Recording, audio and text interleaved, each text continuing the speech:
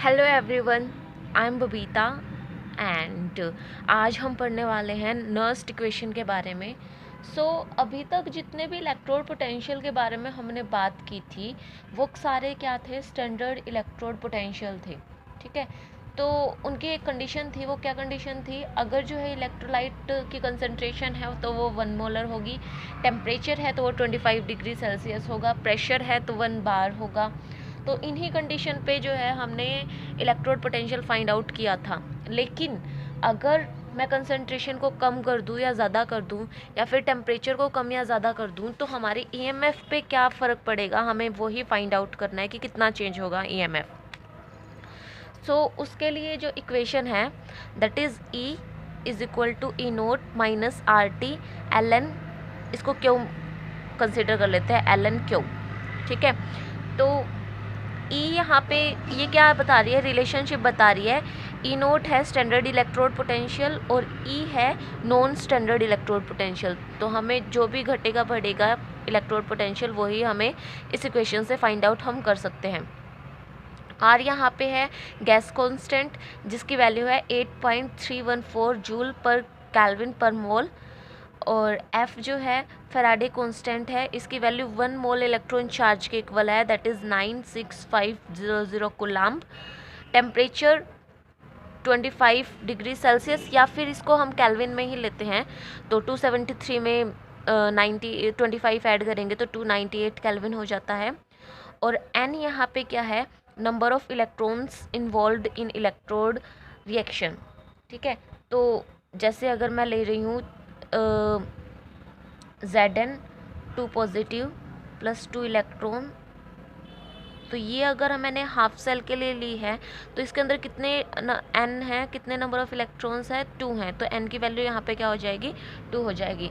तो इसी तरीके से हम फुल सेल के लिए भी निकाल सकते हैं। हाफ सेल इजी रहता है, फुल सेल में थोड़ा ध्यान रखना पड़ता है हमें। तो जब इसकी वैल्यू रखते हैं, हम लोन को लॉग के अंदर कन्वर्ट करते हैं, तो इसकी कैलकुलेशन करने के बाद आता है E is equal to E naught minus 2.303 R T N F log 10 Q. ठीक है, तो ये इसके साथ जो है कंपेयर करना ये थोड़ा इजी पड़ता है हमें, और मोस्ट ऑफ द केसेस में हम इसको यूज़ करते हैं। क्यू क्या है इसके अंदर, क्यू जैसे हम कोई भी इक्वेशन ले लेते हैं। लेट अस सपोज कि हमने जो है इक्वेशन ली, इक्वेशन है हमारी A plus B C plus D और डी, तो ये इक्वेशन है। इस केस में एम की क्यू की वैल्यू क्या हो जाएगी, so Q is equal to, concentration कैसे फाइंड आउट करते हैं हम, प्रोडक्ट्स की concentration C D divided by reactants की कंसंट्रेशन ए और बी। अब जो इनके साथ में कोफिशिएंट है वो हम ऊपर लिखते हैं ऐसे, और अगर इनमें से कोई भी वैल्यू, सपोज ये जो है सॉलिड है, तो ये यहाँ से जो है कैंसिल आउट कर देगा, क्योंकि सॉलिड की वैल्यू कांस्टेंट होती है तो हम उसको कंसीडर नहीं करके चलेंगे। तो इस तरीके से हम क्यू मतलब क्वेश्चन हम लोग निकाल सकते हैं किसी भी इक्वेशन के लिए। ठीक है, तो अगर यहाँ पे मैंने Zn इक्वेशन ली है तो इसके लिए हमारी वैल्यू क्या हो जाएगी, तो ये तो है सॉलिड, इसके लिए क्यू की वैल्यू हो जाएगी Zn। अब Zn सॉलिड है, सॉलिड की जगह हम ये तो लिख नहीं सकते, तो इसको क्या लिखेंगे, 1 डिवाइडेड बाय आयंस, तो Zn 2 पॉजिटिव। सो ये हमारी वैल्यू हो जाएगी फॉर दिस। ठीक है, तो एक एग्जांपल लेके करते हैं कि किस तरीके से हम फाइंड आउट कर सकते हैं किसी भी ईएमएफ को, किसी भी रिएक्शन के ईएमएफ को। ठीक है, तो इसकी वैल्यू, अगर इसकी लॉग 10 के बाद जो वैल्यू रखते हैं तो एक और वैल्यू आती है, that is E naught minus के 0.0591 डिवाइडेड बाय एन। एफ की वैल्यू रखने पर log 10 क्यू, और ये इम्पोर्टेंट है, हमें याद रखनी है। ठीक है, उसके बाद हम एग्जांपल कर लेते हैं। अगर हमारी जो है हाइड्रोजन के केस में ये ले लेते हैं तो हाइड्रोजन में 2H पॉजिटिव और हाइड्रोजन गैस है। अब इसके स्टैंडर्ड इलेक्ट्रोड पोटेंशियल है इसका 0.00, लेकिन अगर हमने जो है इसका कंसंट्रेशन फॉर एग्जांपल हमने इसका प्रेशर बढ़ा दिया, इसका प्रेशर हमने ले लिया 10 बार, एक बार की जगह हमने 10 बार ले लिया, तो इसकी EMF में कितना चेंज होगा वो हमें फाइंड आउट करना है। सो हम सबसे पहले क्यू की वैल्यू निकाल लेते हैं। क्यू की वैल्यू कैसे निकालेंगे? प्रेशर ऑफ H2, ये हमारी इक्वेशन है, 2H पॉजिटिव से H2 बन रहा है, ठीक है। कंसंट्रेशन अगेन वही 1 मोलर है डिवाइडेड बाय H पॉजिटिव की कंसंट्रेशन 2 है तो साथ में 2 आ जाएगा। तो प्रेशर कितना है 1 और कंसंट्रेशन इसकी कितनी ली है हमने 1 मोलर, तो क्यू की वैल्यू कितनी आ जाएगी 10 आ जाएगी।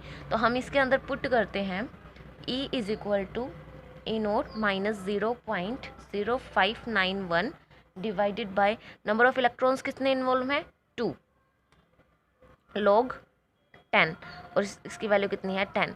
अब log 10 की वैल्यू कितनी होती है 1, ये आपको पता होनी चाहिए। log 10 की वैल्यू होती है 1, log 100 की वैल्यू होती है 2 और इसी तरीके से log 10 n की वैल्यू n ही हो जाएगी, ठीक है।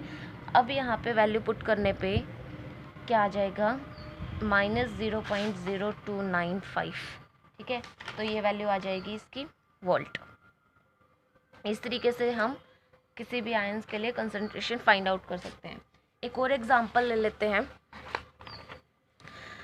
अब की बारी हमने क्या लिया है, जिंक का लिया है। स्टैंडर्ड के लिए 1 मोलर कंसंट्रेशन थी, लेकिन यहाँ पे हमने कंसंट्रेशन को क्या कर दिया है, चेंज कर दिया है। तो इसमें EMF फाइंड आउट कैसे करेंगे? टेम्परेचर वही 25 डिग्री सेल्सियस में नहीं लेते, केल्विन के अंदर कन्वर्ट कर लेंगे हम इसको। तो कैथोड के ऊपर क्या हो रहा है हमारा, कैथोड के ऊपर जिंक है, इसका हो रहा है ऑक्सीडेशन और इसका हो रहा है रिडक्शन एनोड के ऊपर। सो जो इक्वेशन होगी वो फाइंड आउट कर लेते हैं हम। इक्वेशन ऑक्सीडेशन हो रही है तो क्या हो जाएगा, जिंक से जिंक आयन बनेंगे 2 पॉजिटिव प्लस 2 इलेक्ट्रॉन और 2 इलेक्ट्रॉन प्लस में कॉपर 2 पॉजिटिव से कॉपर। तो ओवरऑल रिएक्शन हमारे क्या हो जाएगी, zinc plus copper 2 positive, copper plus zinc 2 positive, ठीक है। सो ये रिएक्शन हमारी कंप्लीट। इससे हम n की वैल्यू फाइंड आउट करते हैं, 2 इलेक्ट्रॉन निकल रहे हैं हमारे, इन्वॉल्व हो रहे हैं। और Q की वैल्यू क्या हो जाएगी हमारी, अगेन ये हमारा सॉलिड के अंदर है, ये एक्विस के अंदर, ये सॉलिड के अंदर और ये एक्विस के अंदर। सो हमें सॉलिड की टर्म्स नहीं लिखनी है, ऊपर क्या लेते हैं हम रिएक्टेंट, तो ये लिखेंगे नहीं, हमें क्या लिखना है Zn2 पॉजिटिव प्लस नीचे क्या हो जाएगा, ये अगेन हमें नहीं लिखना Cu2 पॉजिटिव। अब इनकी वैल्यू क्या दे रखी है, जिंक की है 0.01 मोल, सो 0.01 डिवाइडेड बाय इसकी कॉपर की है 0.1 कंसंट्रेशन, तो ये हो जाएगी 0.1। तो इसको सोल्व करने पे आता है 1/10, ठीक है। तो 10⁻⁻1 भी हम लोग इसको लिख सकते हैं। हमें क्या करना है, सिंपली इसकी वैल्यू पुट करनी है, वैल्यू पुट की, सोल्व किया तो ये आ रहा है। तो इस तरीके से हम लोग निकाल सकते हैं वैल्यू। और स्टैंडर्ड हमें गिवन है ही, दोनों वैल्यू, इन दोनों को सब्ट्रैक्ट करके हमने स्टैंडर्ड वैल्यू निकाली, इक्वेशन के अंदर पुट किया, log Q की वैल्यू पुट की और सोल्व किया। तो इस तरीके से हम EMF में जो भी चेंज आया वो फाइंड आउट कर सकते हैं। तो आज हमने नर्स्ड इक्वेशन के बारे में पढ़ा। नर्स्ड इक्वेशन क्या होती है, कुछ वैल्यूज़ फाइंड आउट की, ठीक है, और उसके बाद कुछ एग्जांपल्स देखें। That's all for today.